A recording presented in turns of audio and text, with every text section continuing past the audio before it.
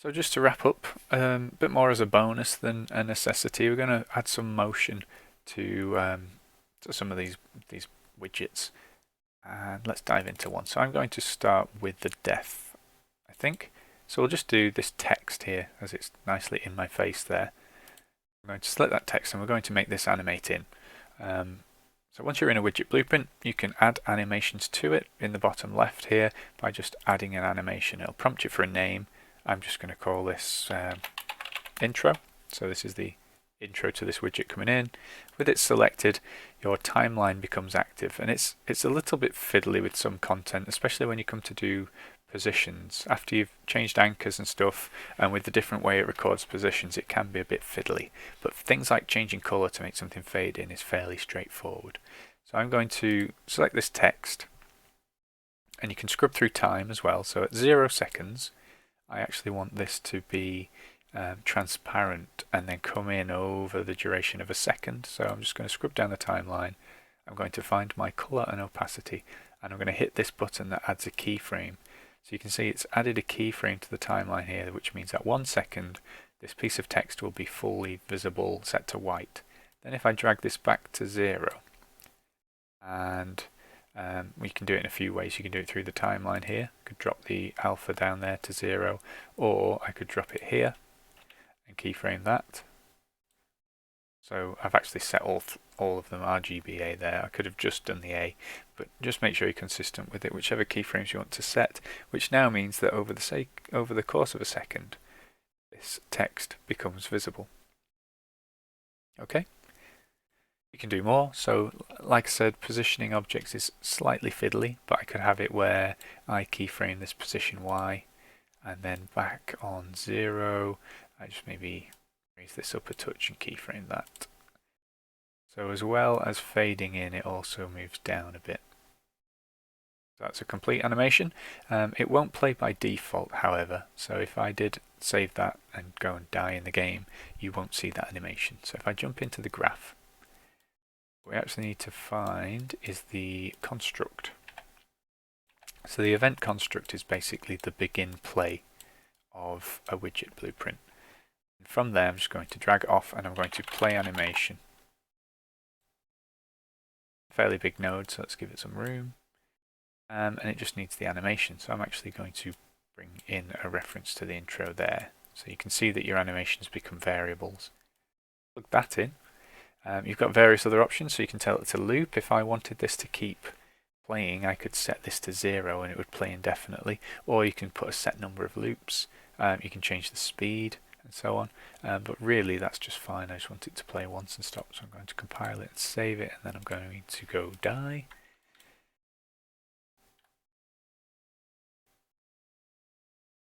And that health reaches 0. There we go, you died. So it just adds a little bit of something.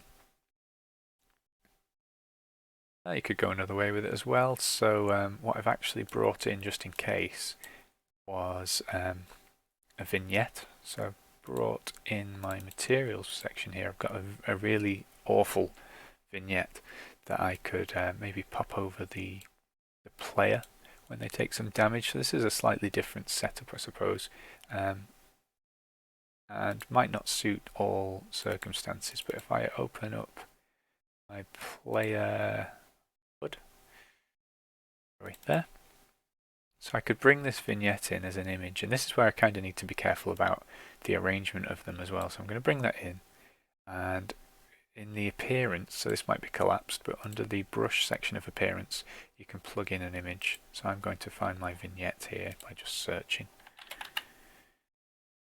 There we go. So that's got my vignette, and I'm going to tell it to size to content, and I actually want to anchor it to fill. So I'm going to fill the screen with it. Notice it's obscuring everything as well, so I'm actually going to drag it up to the top of this panel. And it should be behind everything. You can also use the Z order to sort things like that as well. By default, I don't want this visible and I don't want it white. I want this to be flash red when I take some damage. So, still inside the appearance, I'm going to tint it red. And I'm going to set its starting opacity, so it's starting alpha to 0, so it's effectively invisible. then, so this is the weird setup now, rather than create a specific like binding the way we did with the health bar or the ammo, I'm going to bind this to the any damage that a player can take. So I'm just in the event graph, so I've gone to the basic graph. I don't need tick or pre-construct, but what I'm going to do when it's made, I'm going to very quickly get a reference to the first person character.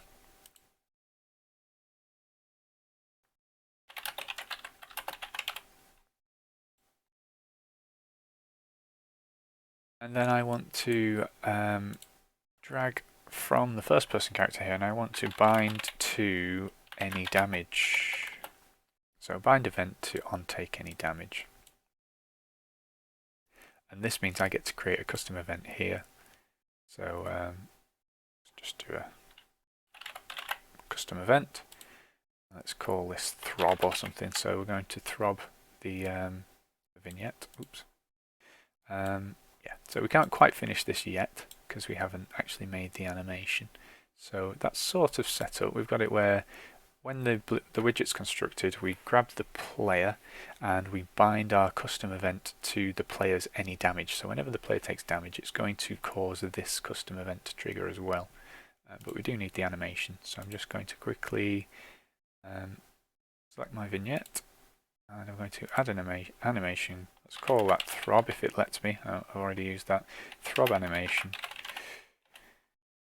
With it selected, I am going to just quickly keyframe this at 0, and quarter of a second in, I'm going to set it to 1 and keyframe it, and then have it go back to 0 at half a second. That might be too slow, to be honest, but you can tweak it.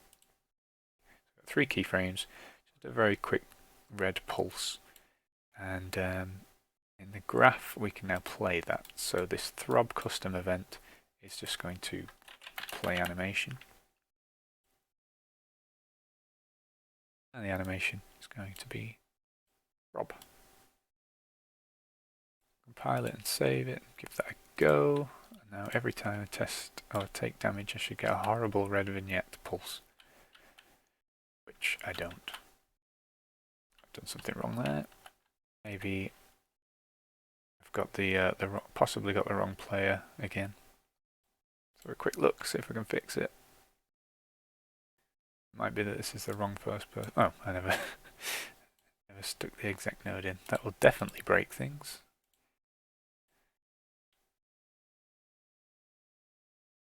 There we go. So it's very clear I'm taking damage there, I would say. And then we die, the animation comes in, can restart, do it all again because it's so much fun. But that gives you a little extra that you can do. So it's not necessarily linked to the task, but it's fun to play around with, and you can definitely take it forward into other projects, into your extension game and so on.